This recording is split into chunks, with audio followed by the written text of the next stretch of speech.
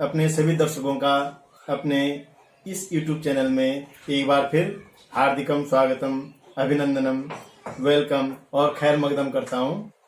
अभी तक मैं जो हिंदी भाषा की जो वर्णमाला है, जो मूल इकाई है वर्ण, उस पर लगभग 5 वीडियो अपने इस YouTube चैनल के माध्यम से आप लोगों की सेवा में प्रस्तुत कर चुका हूं। अब उससे एक कदम आगे, वर्ण के बाद, अक्षर के बाद जो अगला कदम है वो जो शब्द है, शब्दों को लेकर के, उस शब्द को लेकर के मैं आपके सामने इस वीडियो को लेकर के आ रहा हूं। शब्द के भेद, उसके जो अर्थ हैं, शब्द के विषय में जो जानकारी है, खास करके जो हमारे प्राथमिक स्तर के विद्यार्थियों के लिए, हमारे माध्यमिक स्तर के विद्यार्थियों के लिए बहुत उपयोगी है। उन्हीं के पाठ्यक्रम को, उन्हीं के सिलेबस को दृष्टि में रखते हुए मैं शब्द की परिकल्पना को लेकर के आप लोगों के सामने इस वीडियो के साथ आ रहा हूं। मैं डॉक्टर अरविंद कुमार गौड़, राजकीय इंटर कॉलेज बंचूरी, विकासखंड यमकेश्वर, जनपद पौड़ी गढ़वाल, शब्द के विषय में चर्चा लेकर के आप लोगों के साथ में। भाषा की सबसे छोटी इकाई है वर्ण, अक्षर, जिन पर कि हम अभी तक चर्चा कर चुके हैं। वर्णमाला से लेकर के, उनके लेखन से लेकर के, उनके उच्चारण से लेकर के, उनकी मात्राओं से लेकर के, उनके उच्चारण स्थान से लेकर के हम विस्तृत चर्चा कर चुके हैं। तो भाषा की जो सबसे छोटी इकाई है वो क्या है? वर्ण या अक्षर। जैसे हिंदी भाषा का क्या है? अ, ये सबसे छोटी इकाई है। क, ख, ज, ये भाषा की सबसे छोटी इकाई है। अब इन छोटी छोटी इकाइयों को मिलकर के, वर्णों को मिलकर के शब्द बनते हैं। आप शब्द तो कैसे भी हम मिला सकते हैं, उन वर्णों को मिला सकते हैं, अक्षरों को मिला सकते हैं, क्या शब्द हो सकते हैं? नहीं। एक या एक से अधिक वर्णों के सार्थक समूह को शब्द कहते हैं। जो हम शब्द मिलाएंगे, जो हम अक्षर मिलाएंगे, जो हम वर्ण मिलाएंगे, उनका एक अर्थ होना चाहिए, उनका एक सार्थक अर्थ निकलना चाहिए। वो एक अक्षर वाला भी हो सकता है और बहुत सारे अक्षर मिलकर के भी वो शब्द बनता है। तो ये क्लियर हो जाना चाहिए। एक अक्षर वाला होगा, ऐसा नहीं कि वो शब्द नहीं, वो भी शब्द है, और बहुत सारे अक्षरों को मिलकर के बना हुआ है तो वो भी शब्द है। तो भाषा की सबसे छोटी इकाई हुई अक्षर या वर्ण। उसके बाद जो दूसरी इकाई है वो क्या है? शब्द है। शब्द किससे बनते हैं? जो अक्षरों का समूह है। कैसा समूह? सार्थक समूह है, उससे शब्द बनते हैं। तो अक्षरों के सार्थक समूह, ये क्या? एक से अधिक, एक अक्षर भी हो सकता है और अधिक अक्षर भी हो सकते हैं, तो उनसे मिलकर के शब्द का निर्माण होता है। जैसे हमने कहा राम, तो राम कहते हैं हमको मर्यादा पुरुषोत्तम भगवान श्री राम का अर्थ ज्ञात होता है। आओ, इसका मतलब है हमको बुला रहे हैं। या एक अक्षर वाला शब्द है, तो हम भेद कर रहे हैं राम या श्याम। तो राम या श्याम में हम भेद कर रहे हैं। नो को नहीं, वह बोले तो एक अक्षर वाला यह शब्द है। इस प्रकार से ये शब्द हैं राम, आओ, या, न, व आदि। इस प्रकार से आप ये समझ सकते हैं। अब मैं बहुत ज्यादा विस्तार में नहीं जाऊंगा, सिर्फ मैं यहां पर ये बताना चाह रहा हूं जो शब्दों का जो वर्गीकरण है। शब्दों का वर्गीकरण मुख्य रूप से 4 प्रकार से किया गया है। कितने प्रकार से? 4। ये थोड़ा आप समझेंगे। नंबर 1 है उत्पत्ति या स्रोत के आधार पर। जो शब्दों की उत्पत्ति, इन शब्दों की उत्पत्ति कहां से हो रही है, इस शब्द का स्रोत कहां से, उसके आधार पर, अर्थात संस्कृत से या हमारे देश की किसी अन्य भाषाओं से या किसी अन्य भाषाओं से। ऐसे उत्पत्ति या स्रोत के आधार पर जो सबसे पहला वर्गीकरण है शब्द का, वो इसके आधार पर है। शब्द की उत्पत्ति कहां से है, शब्द का मूल क्या है। इसमें सर्वप्रथम क्या है, इसके कितने भेद बताए गए? कहीं कहीं 4 बताते हैं और कुछ विद्वान 5 भी बताते हैं। तो मैं इसको ज्यादा गहराई में नहीं जाऊंगा, मैं केवल इसको छूते हुए आगे बढ़ रहा हूं। नंबर 1 तत्सम, अर्थात संस्कृत के शब्द। तद्भव, वह शब्द जो संस्कृत से निकले हैं, संस्कृत के मूल रूप में भी नहीं है और उन्हें नया स्वरूप प्राप्त कर लिया है। तीसरा है देशज, देशी शब्द, जो हमारे भारतीय भाषाओं के, जो न संस्कृत के है न संस्कृत से बना हुआ है। और तीसरा है, चौथा है विदेशी, विदेशज, जो विदेशी भाषाओं से निकले हुए हैं, विदेशी भाषाओं से बने हैं, विदेशी भाषाओं के शब्द हैं, उनको हम आगत भी कहते हैं। और 5वां है संकर।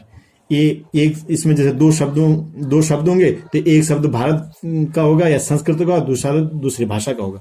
तो इस प्रकार से संकर, अर्थात ये दो उनसे मिलकर के बना होता है, इसको हम संकर बोल देते हैं। जैसे रेलगाड़ी, अब गाड़ी हमारा देश शब्द है और रेल विदेशी शब्द है, तो रेलगाड़ी से आप समझते हैं। इस प्रकार के शब्दों को संकर शब्द कहते हैं। आगे देखिए, व्युत्पत्ति या रचना के आधार पर, ये तो हो गया उत्पत्ति। ये व्युत्पत्ति मतलब उनको विग्रह करना है कि किस कैसे कैसे शब्द बनाए, उनकी रचना कैसी है।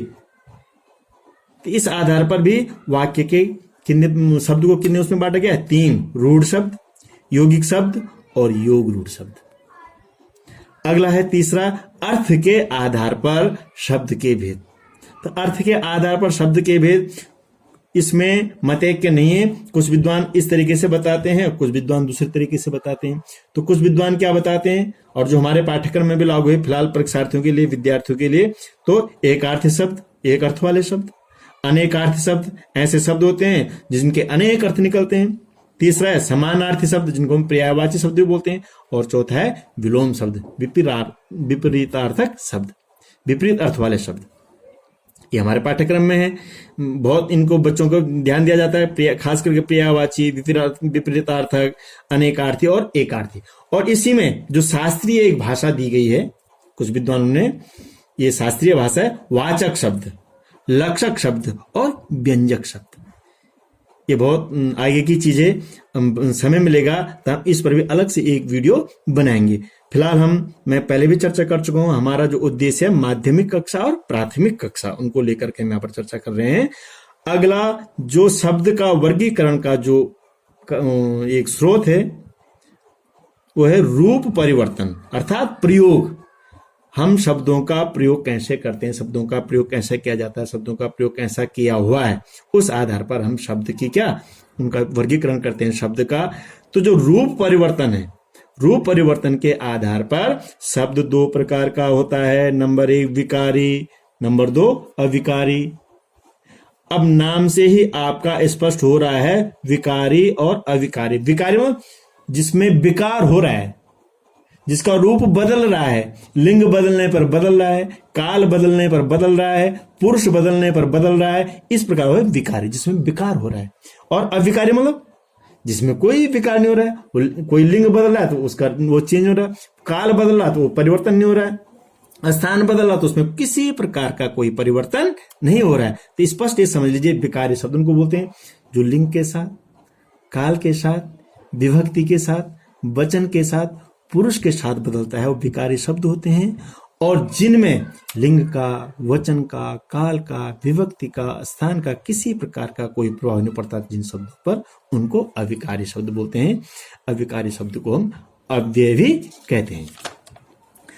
अब देखिए, विकारी शब्द में जो सबसे पहला जो भेद है वो है संज्ञा शब्द। ये बहुत महत्वपूर्ण विषय वस्तु है। ये प्राथमिक से लेकर के पूरे उच्च कक्षाओं तक बहुत महत्वपूर्ण है, लेकिन इसको समझना होगा। इसको हमें ऐसे समझना है कि हमें अपने विद्यार्थियों को, अपने परीक्षार्थियों को परिभाषा रटाने के अतिरिक्त हमें उनको बताना है संज्ञा का मतलब होता है नाम। जो सबसे शॉर्टकट जो मेथड, ये जो सबसे शॉर्टकट जो तरीका है, संज्ञा मतलब नाम। नाम कुछ भी हो सकता है। इस संसार में जितने भी नाम सुनाई दे रहे हैं, जितने भी नामों का हम प्रयोग करते हैं, वो सब क्या है? संज्ञा है। जैसे ये जिससे मैं लिख रहा हूं इसकी संज्ञा क्या है? पेन है। जिसमें लिख रहा हूं इसकी संज्ञा क्या है? ये नोटबुक है, ये कॉपी है। इसके नीचे जो इसकी संज्ञा क्या है? ये टेबल है। ये जिससे हम वीडियो रिकॉर्ड कर रहे हैं इसकी संज्ञा क्या है? मोबाइल है। तो ये संज्ञा है, नाम है। तो ये क्लियर हो गया है। संज्ञा किसको बोलते हैं? नाम को संज्ञा कहते हैं। किसी का भी नाम हो,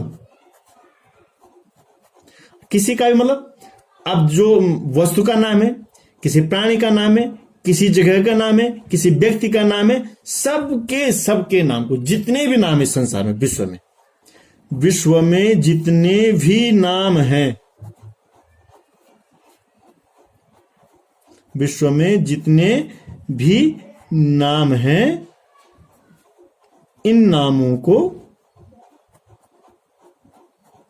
इन नामों को संज्ञा कहते हैं। अब इसमें संदेह नहीं होना चाहिए कि हम कोई परिभाषा गढ़े, नामों को संज्ञा कहते हैं। इस प्रकार से फिर जो भाषाकार है उन्होंने एक परिभाषा करने का प्रयास किया कि किसी व्यक्ति, वस्तु, स्थान, प्राणी के नाम को संज्ञा कहते हैं।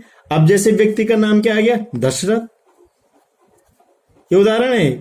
अब हम हमारे पुराण में इतने व्यक्ति हैं, उनके नाम तो सब संज्ञा है। स्थान का नाम आ गया दिल्ली, प्राणी का नाम लिख दिया माना हमने कुत्ता, किसी और वस्तु का नाम लिख दिया हमने माना कलम या पुस्तक।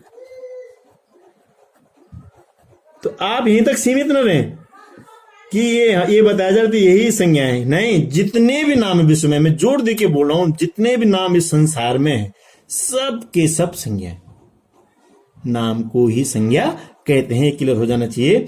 तो किसी व्यक्ति, स्थान, प्राणी, वस्तु के नाम को संज्ञा कहते हैं। तो क्लियर हो गया। जितने भी नाम है संसार में, किसी का भी नाम है, क ख ग एक्स वाई जेड, जितने भी नाम है सब के सब संज्ञा है। और जो संज्ञा के 5 भेद बताए गए हैं, संज्ञा के 5 भेद बताए गए हैं। नंबर 1 व्यक्तिवाचक संज्ञा, जिसमें व्यक्ति विशेष को, स्थान विशेष को बताया जा रहा हो, जयपुर हो गया, दिल्ली, राम, अमेरिका। ऐसे ही हम अपने गांव का नाम ले सकते हैं, अपने शहर का नाम ले सकते हैं। तो ये व्यक्तिवाचक है जब व्यक्ति विशेष को बताया जा रहा हो। और जातिवाचक जब हम एक जाति विशेष को बताया जा रहा है, पशु जाति को बता रहे हैं, उसमें सब आ गया, घोड़ा, कुत्ता, बिल्ली सब आ गया। फूल में सारे प्रकार के फूल आ गए। मनुष्य में सब प्रकार के मनुष्य आ गए। तो ये जाति विशेष को बता रहा है। समूहवाचक जैसे परिवार एक समूह, उसमें माँ जी है, पिताजी है, भाई है, बहन है, लड़की है, लड़का है। ऐसे कक्षा है, कक्षा में 25, 30, 40, 50 बच्चे हैं, बालक है, बालिका भी है। हर जाति के, हर कैटेगरी के बच्चे कक्षा में। ऐसा सेना है, सेना में हर प्रकार के व्यक्ति हैं। तो ये समूहवाचक संज्ञा है। विद्यालय में बहुत सारे प्रकार के लोग हैं, तो ये समूहवाचक संज्ञा है। द्रव्यवाचक किसी जगह को हम किसी वस्तु को बता रहे हैं, जैसे पानी हो गया, लोहा हो गया, तेल हो गया, घी हो गया। और भाववाचक जिसमें हम भाव को बता रहे हैं, बूढ़ा का भाव बुढ़ापा, मीठा का भाव मिठास, मोटा का भाव मोटापा, बच्चा का भाव बचपन। यहाँ जहां पर भाव बता रहे हैं वो भाववाचक संज्ञा है। ये संज्ञा के 5 प्रकार के भेद, व्यक्तिवाचक, जातिवाचक, समूहवाचक, द्रव्यवाचक और भाववाचक। इस प्रकार से अगला जो हमारा वो है, जो विकारी शब्द में एक संज्ञा शब्द है, दूसरा है सर्वनाम शब्द। अब सर्वनाम शब्द किसको बोलते हैं? नाम से ही क्लियर हो रहा है, सर्वनाम अर्थात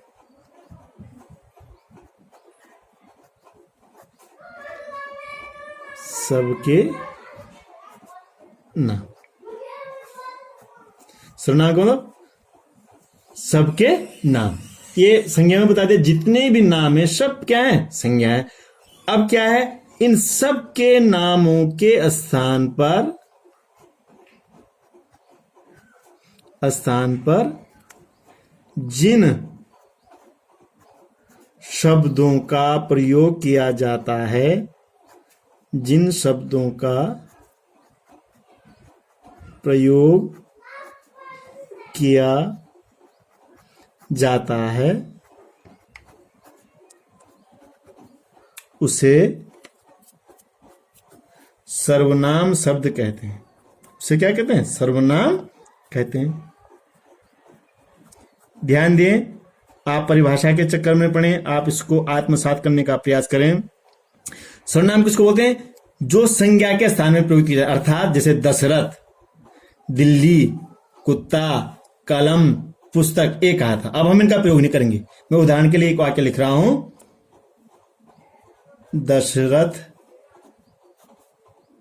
राजा बहुत सुंदर था। उदाहरण, तो दशरथ राजा बहुत सुंदर था, उदाहरण समझिए। तो किसके स्थान में? ये जो संज्ञा शब्द है, इसके स्थान में हमने क्या कर देना है? सर्वनाम। तो हमने क्या कहते? वह राजा बहुत सुंदर था। तो संज्ञा के स्थान पर जिन शब्दों का प्रयोग किया जाता है उन्हें सर्वनाम कहते हैं। दूसरा उदाहरण दीजिए, स्थान का उदाहरण है। तो जैसे मैंने बोला, मैं दिल्ली जा रहा हूं, मैं दिल्ली जा रहा हूं। मैं, ठीक है, भी सर्वनाम आ गया। मैं, मेरे नाम की जगह में मैं आ गया, दिल्ली की जगह में वहां जा रहा हूं। तो दिल्ली जो ये संज्ञा शब्द है, इसके स्थान पर वहां सर्वनाम शब्द का प्रयोग हो गया, तो ये वहां क्या हो गया, सर्वनाम शब्द। ऐसे ही कुत्ता के स्थान में कुत्ता भौंक रहा है, उसके बाद हमने क्या लिख दिया, वह भौंक रहा है, तो कुत्ता के स्थान में क्या प्रयोग कर दिया, वह, वो भी सर्वनाम हो गया। इस प्रकार वह कलम से लिख रहा है, वह किससे लिख रहा है, जो किससे है ये क्या हो गया, सर्वनाम हो गया। तो इस प्रकार से संज्ञा शब्दों के स्थान पर जिन शब्दों का प्रयोग किया जाता है उन्हें सर्वनाम कहा जाता है। ये क्लियर हो जाना चाहिए। जो संज्ञा के स्थान पर प्रयुक्त किए जाते हैं, तो वे इन सब संज्ञा के स्थान में जो प्रयुक्त किया जाएगा वो क्या हो जाएगा, सर्वनाम शब्द होगा। आगे अगला है विशेषण शब्द। जो शब्द संज्ञा तथा सर्वनाम की विशेषता बताते हैं, विशेषता बताते हैं, उन्हें विशेषण शब्द कहते हैं, उन्हें विशेषण शब्द कहते हैं। तो ध्यान दीजिए, किसकी विशेषता बता रहे हैं, संज्ञा की और सर्वनाम की। एक उदाहरण लिख रहा हूं मैं। नंबर 1, राम सुंदर है। ध्यान देंगे, राम संज्ञा है, सुंदर कैसा है, सुंदर है। तो राम की विशेषता कौन बता रहा है, सुंदर। कैसा है राम, सुंदर है। तो ये क्या हो गया, विशेषण हो गया। यहां पर ध्यान दो, विशेषता किसकी बता रहा है, संज्ञा की विशेषता बता रहा है, राम संज्ञा है। अब यहां पर हम दूसरा वाक्य लिख रहे हैं, वह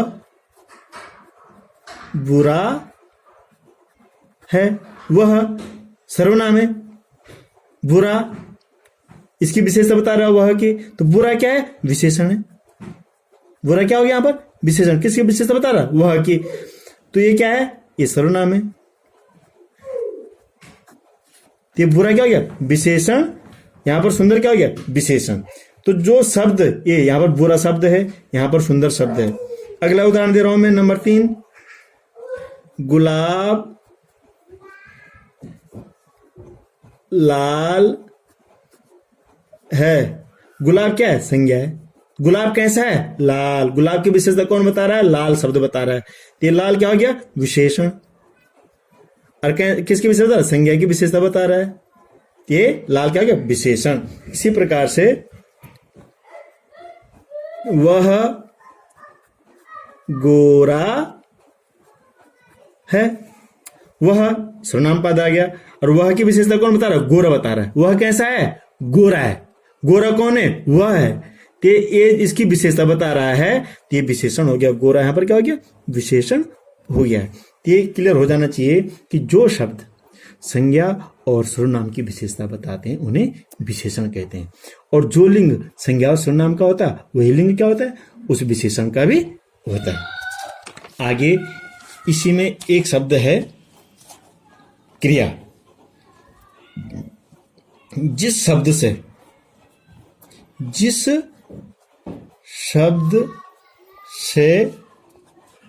किसी कार्य का करना या होना पाया जाता है, उस शब्द को क्रिया शब्द कहते हैं। क्रिया शब्द कहते हैं। अब ध्यान दीजिए, आप परिभाषा में मत जाए फिलहाल, आप यहां पर उदाहरण दीजिए। राम बाजार जाता है। सर्वप्रथम हम यहां पर प्रश्न करेंगे, यहां पर काम क्या हो रहा है? काम हो रहा है जाता है, जाने का काम हो रहा है। कौन सा कार्य हो रहा है? जाने का कार्य हो रहा है। अब जाने का कार्य कौन सा शब्द बता रहे हैं? जाता है। तो जाता है क्या हो गया? क्रिया। ये जिस शब्द से किसी कार्य का करना या होना, जाने का कार्य हो रहा है, जाता है। किससे और किस कौन शब्द बता रहे हो? जाता है। दूसरा उदाहरण देखो, सुरेश खाना खाता है। यहां पर देखो, यहां पर कौन सा काम हो रहा है? खाता है, खाने का कार्य हो रहा है। कौन सा कार्य हो रहा है? खाने का। अरे खाने का कार्य हो रहा है कि नहीं हो रहा है? खाने का कार्य हो रहा है। तो खाने का कार्य जो है कौन शब्द बता रहा है? खाता है। तो खाता है क्या होगी? क्रिया। ऐसा ही अगला वाक्य है, बालक सोता है। अब यहां पर फिर वही प्रश्न करना है, यहां पर क्या काम हो रहा है? सोने का काम हो रहा है। कौन सा काम हो रहा है? सोने का। जो कार्य है वो सोने का कार्य हो रहा है, नींद लेने का कार्य हो रहा है। तो ये जो सोता है, ये क्या होगी? क्रिया होगी। ये क्या होगी? क्रिया होगी। इसी प्रकार से मां भोजन पकाती है।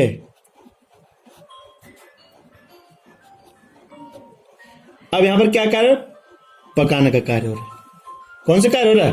हमने कार्य देखना है, पकाने का कार्य हो रहा है यहां पर। और पकाने का कार्य कौन सा शब्द बना है? पकाती है। तो ये क्या हो गया? क्रिया हो गया। ये क्या हो गया? क्रिया हो गया। तो इस प्रकार से जो शब्द हमको बता रहा है कि फलाना कार्य हो रहा है या फलाना कार्य किया जा रहा है, कार्य करने को जो शब्द बता रहा है वह शब्द क्या हो गया? क्रिया हो गया। तो क्रिया हो गया। क्रिया के भेद बहुत विस्तार भी है, इस पे भी हम आगे अलग से वीडियो बना सकते हैं। पर फिलहाल क्रिया किसको बोलते हैं? जिस शब्द के माध्यम से जो शब्द हमको किसी कार्य को करने या होने को बता रहा है उसको क्रिया बोलते हैं। ये 4 उदाहरण मैंने दिए। जाता है तो जाने का कार्य हो रहा है, सोता है तो सोने का कार्य हो रहा है, खाता है तो खाने का कार्य हो रहा है, पकाती है तो पकाने का कार्य हो रहा है। ये जो शब्द बता रहे हैं यहाँ पर क्या? पकाती है क्रिया है, सोता है क्रिया है, खाता है क्रिया है और जाता है क्रिया है। इस प्रकार इसी में एक विषय है विशेष्य। तो विशेष्य किसे बोलते हैं? आप सामान्य सी बात समझे, जिसकी विशेषता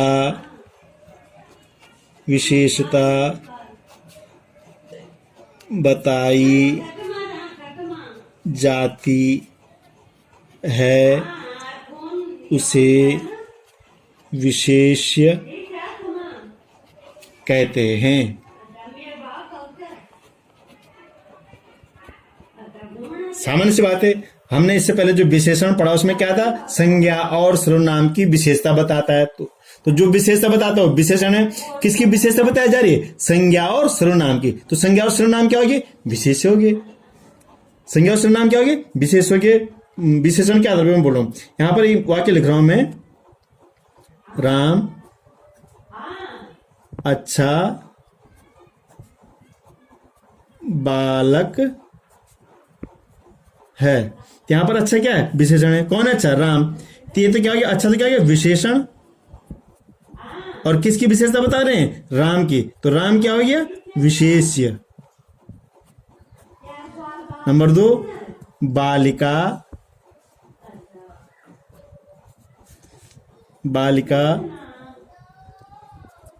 सुंदर है। तो सुंदर क्या हो गया? विशेषण। बालिका कैसी है? सुंदर है। विशेषता बता रहे विशेषण। और किसकी विशेषता बता रहे? बालिका की। तो बालिका क्या हो गया? यहाँ पर विशेष्य। ये स्पष्ट हो जाना चाहिए। जिसकी विशेषता बताई जाती है, पूर्व में कहा जा चुका है कौन? संज्ञा और सर्वनाम वो विशेषण है। इसके अतिरिक्त भी यदि किसी और की भी विशेषता बताई जा रही है तो सारे के सारे क्या है? विशेषण है।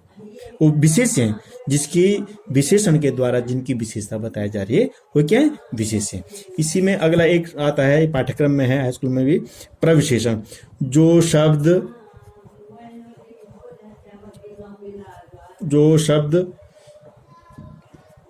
विशेषण की भी विशेषता बताता है, विशेषण की भी विशेषता बताता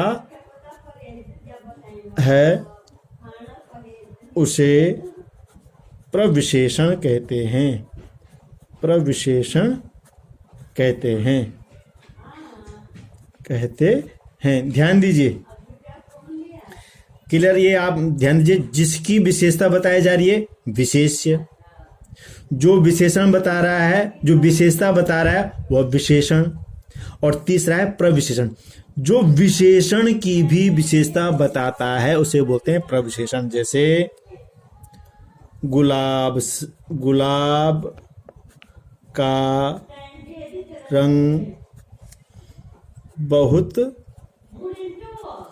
लाल है।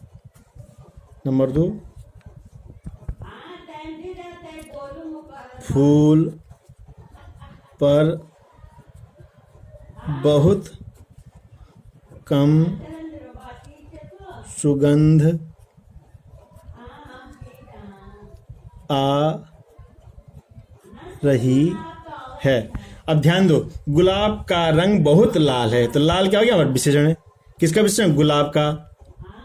और लाल तो है, लेकिन कैसे लाल है, बहुत। तो इस लाल की विशेषता कौन बता रहा है, बहुत। ये तो हो गया विशेषण, लाल हो गया विशेषण, ये हो गया विशेष्य गुलाब, और बहुत हो गया प्रविशेषण। कोई संदेह तो इसमें होना नहीं चाहिए। जो विशेषण की भी विशेषता बता रहा है उसे बोलते हैं प्रविशेषण। ऐसे फूल पर बहुत कम सुगंध आ रही है, फूल की विशेषता बताई जा रही है, सुगंध किस पा रही है, फूल पे, ये हो गया विशेष्य। सुगंध आ रही है, ये क्या हो गया, ये हो गया विशेषण। कैसी सुगंध आ रही है, बहुत कम, ये क्या हो गया, प्रविशेषण। ये क्या हो गया, प्रविशेषण। अर्थात हम इसको कह सकते हैं, प्रविशेषण उन शब्दों को कहा जाता है जो विशेषण की भी विशेषता बताते हैं, उनको प्रविशेषण कहते हैं। अर्थात जिसकी विशेषता बताई जाती है विशेष्य, जो विशेषता बताता है विशेषण, और जो विशेषण की भी विशेषता बताता है उसे कहते हैं प्रविशेषण। मैं अपने दर्शकों के सामने इस प्रकार से शब्द को किस प्रकार से वर्गीकरण किया गया है, ये सारी चीजें बताई। उनमें से मैं शुरू में जब वीडियो प्रारंभ हुआ मैं बताया था कि जो हमारी प्राथमिक कक्षाओं के लिए और माध्यमिक कक्षाओं के लिए उपयोग है, तो शब्द में संज्ञा, सर्वनाम, विशेषण, प्रविशेषण और क्रिया। इस वीडियो के माध्यम से ये सारी चीजें, इन सारी विषय वस्तुओं को स्पष्ट करके आप लोगों के सामने रखने का प्रयास किया है। आशा करता हूं आप लोग ध्यान से देखेंगे, इसको अपने मनोमस्तिष्क से मनन करेंगे और उदाहरण देकर के समझने का प्रयास करेंगे। परिभाषाओं से नहीं, पहले उदाहरण देंगे, उदाहरण में उन चीजों को ढूंढेंगे तो एकदम कॉन्सेप्ट क्लियर हो जाएगा। और आशा करता हूँ आप लोगों को पसंद आएगा और निश्चित रूप से मेरा ये वीडियो आपकी जानकारी में ज्ञानवर्धन करेगा, आपकी जानकारी को बढ़ाएगा और आपकी जानकारी जो थोड़ा बहुत भूल विसर हो रही होगी उसको दुरुस्त करेगा। और आशा करता हूँ आप देखेंगे, शेयर करेंगे और इस चैनल को सब्सक्राइब करना ना भूलें। मैं एक बार फिर आपका हृदय की गहराइयों से धन्यवाद ज्ञापित करता हूँ।